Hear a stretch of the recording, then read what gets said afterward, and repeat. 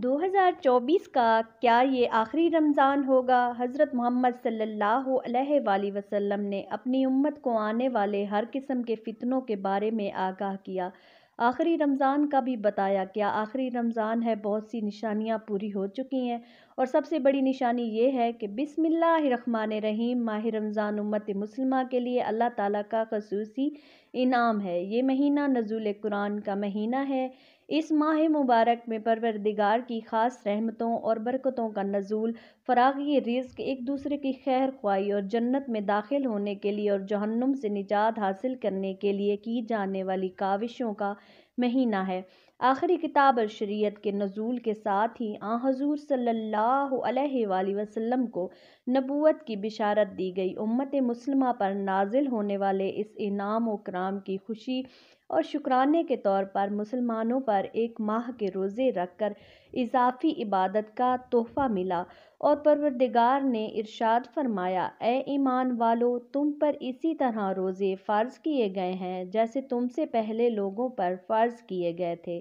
تاکہ تم پرہیزگار بن جاؤ۔ اس آیت کریمہ سے وضاحت ہو رہی ہے کہ مسلمانوں سے پہلے بھی دیگر امتوں پر روزے قرار دیے گئے تھے تاکہ وہ تقویٰ کے اعلیٰ درجات پر فائز ہو سکیں۔ رمضان المبارک کی اہمیت اور رسالت مآب صلی اللہ علیہ وآلہ وسلم کی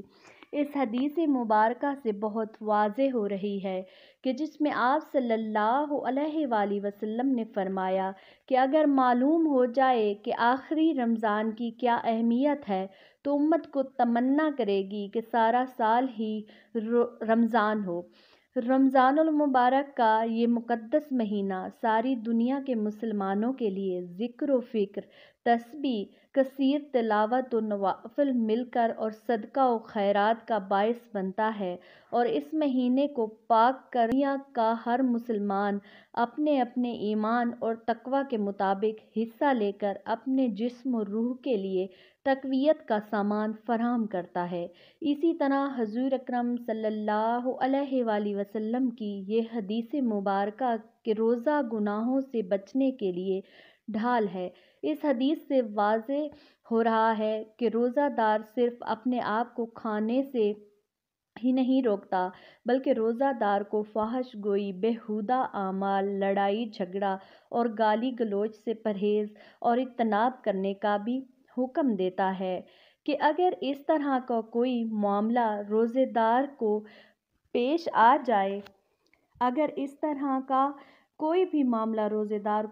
آ جائے تو وہ مد مقابل کو صرف اتنا کہہ دے کہ میں روزے دار ہوں، میں روزے سے ہوں، اور وہ ایک بہت بڑی معاشرتی برائی سے بچ سکے گا، کیونکہ ایک طرف اگر نیک اعمال کرنا باعث اجر و ثواب ہے تو دوسری طرف برائیوں سے اپنے آپ کو بچانا بھی انتہائی اہم ہے، جیسا کہ رسول اللہ صلی اللہ علیہ وآلہ وسلم کا فرمان مبارک ہے۔ کیا آپ نے صحابہ کرام سے دریافت فرمایا کہ کیا تم جانتے ہو کہ مفلس کون ہے؟ صحابہ نے عرض کی، جو شخص صاحب مال نہ ہو وہ مفلس ہے۔ آپ صلی اللہ علیہ وآلہ وسلم نے فرمایا کہ میری امت کا مفلس وہ ہے کہ جو قیامت کے دن نماز، روزہ اور زکوٰۃ جیسے اعمال اپنے ساتھ لے کر آئے گا، لیکن اگر اس کے ساتھ اس نے کسی کو گالی دی ہوگی، کسی پر کوئی تہمت لگائی ہوگی، کسی کا ناحق مال کھایا ہو یا کسی کو ناحق قتل کیا ہو تو اس کی نیکیاں مظلوموں میں تقسیم کر دی جائیں گی، اور اگر اس کی تمام نیکیاں ختم ہو جائیں گی تو اس مظلوم کے گناہ اس کے نامہ اعمال میں ڈال دیے جائیں گے۔ اسی طرح روزے کی فضیلت کے حوالے سے حضرت ابن عمر رضی اللہ عنہ سے روایت ہے کہ حضور نبی اکرم صلی اللہ علیہ وآلہ وسلم نے فرمایا، جنت سال کے آغاز ہی سے اگلے سال تک رمضان المبارک کے لیے سجا دی جاتی ہے۔ آپ صلی اللہ علیہ وآلہ وسلم نے فرمایا، جب رمضان المبارک کا پہلا دن ہوتا ہے تو عرش کے نیچے سے ایک ہوا چلتی ہے جو جنت کے درختوں کے پتوں سے حور عین پر پھیل جاتی ہے۔ بس وہ حور عین یہ دعا مانگتی ہیں، اے اللہ ہمارے لیے اپنے بندوں میں سے ایسے شوہر بنا جن سے ہماری آنکھیں ٹھنڈی ہوں اور ہم سے ان کی آنکھیں ٹھنڈی ہوں۔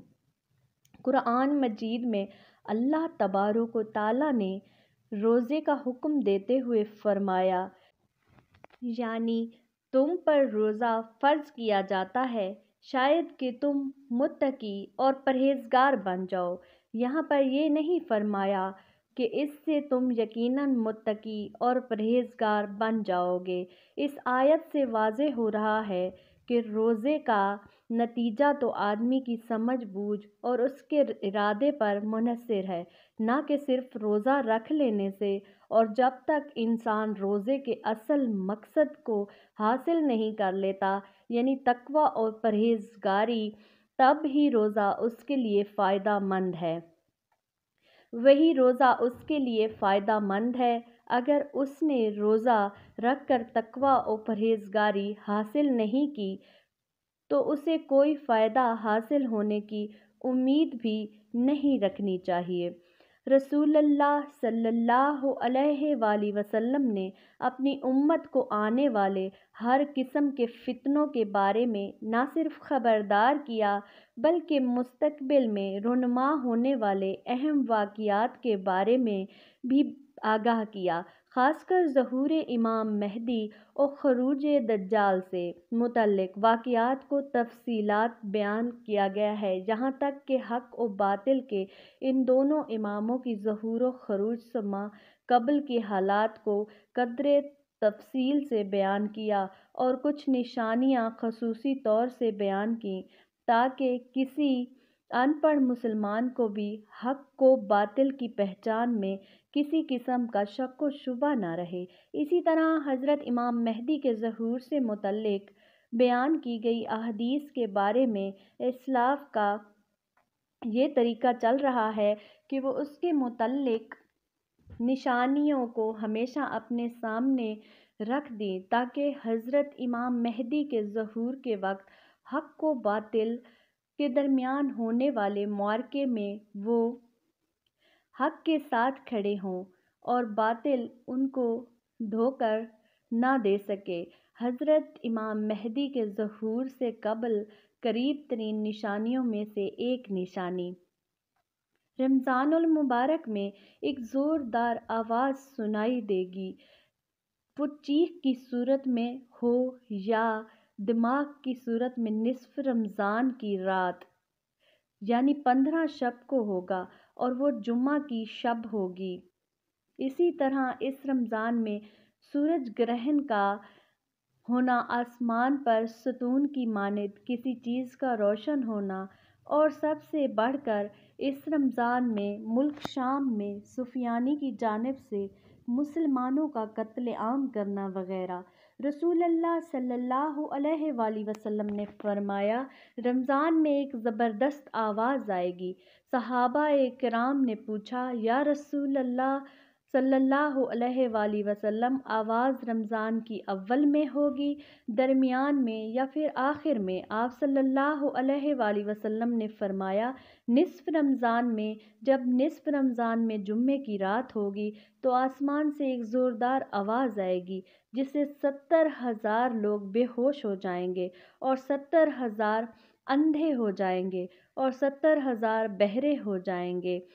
ایک اور روایت کے مطابق 70,000 راستہ بھٹک جائیں گے اور 70,000 لڑکیوں کی وقارت زائل ہو جائے گی۔ صحابہ کرام رضی اللہ عنہ نے دریافت کیا، یا رسول اللہ صلی اللہ علیہ وآلہ وسلم، تو آپ کی امت میں سے اس آواز سے کون محفوظ رہے گا؟ رسول اللہ صلی اللہ علیہ وآلہ وسلم نے فرمایا، جو اس وقت اپنے گھروں میں رہے اور سجدوں میں گر کر معافی مانگے اور زور زور سے تکبیریں کہے۔ پھر اس کے بعد ایک اور آواز آئے گی، پہلی آواز حضرت جبرائیل علیہ السلام کی ہوگی اور دوسری آواز شیطان کی۔ پھر فرمایا کہ واقعات کی ترتیب یہ ہوگی کہ آواز رمضان میں ہوگی۔ دراصل جنگ کی گھن گرج یا شور شرابہ ہوگا جو کہ شوال کے مہینے میں ہوگی، اور ذوالقعدہ میں قبائل عرب بغاوت کرے گی، اور ذوالحجہ میں حاجیوں کو لوٹا جائے گا، اور محرم کا مہینہ ابتدائی حصہ میری امت کے لیے آزمائش ہے، اور اس کا آخری حصہ میری امت کے لیے نجات ہے۔ اس دن وہ سواری ہم کزو کے جس پر سوار ہو کر مسلمان نجات پائے گا، اس کے لیے 1,00,000 سے زائد قیمت والے اس مکان سے بہتر ہوگی جہاں کھیل و تفریح کا سامان ہوگا۔ رسول اللہ صلی اللہ علیہ وآلہ وسلم نے فرمایا، رمضان میں ایک آواز سنائی دے گی، شوال میں شور شرابہ ہوگا، اور ذوالقعدہ میں قبائل کی باہ میں کشمکش، سال حاجیوں کو لوٹا جائے گا، اور مینا میں بڑا کشت و خون ہوگا، بہت سے لوگ قتل کیے جائیں گے۔ وہاں اس وقت خون ریزی ہوگی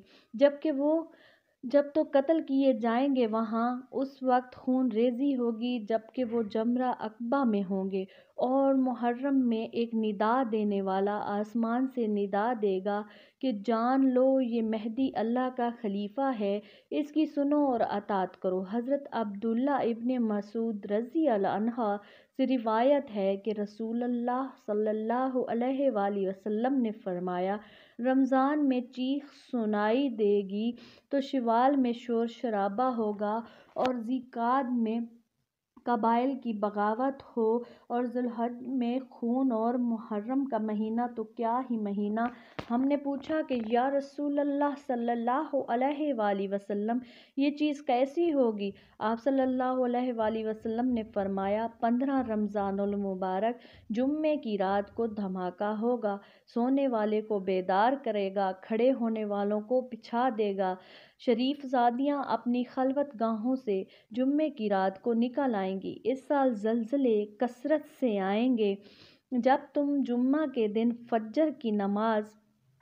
پڑھ لو تو اپنے اپنے گھروں میں داخل ہو کر دروازے اور کھڑکیاں بند کر لینا، اور اپنی چادریں اوڑھ لینا، اپنے کان بند کر لینا، اور جب تمہیں چیخ کا احساس ہو تو اللہ کے سامنے سجدہ ریز ہو جانا، اور یہ پڑھنا کہ پاک ہے وہ ذات جو نفاق سے پاک ہے، تو جو ایسا کرے گا وہ نجات پائے گا، نہیں کرے گا وہ ہلاک ہو جائے گا۔ محمد بن علی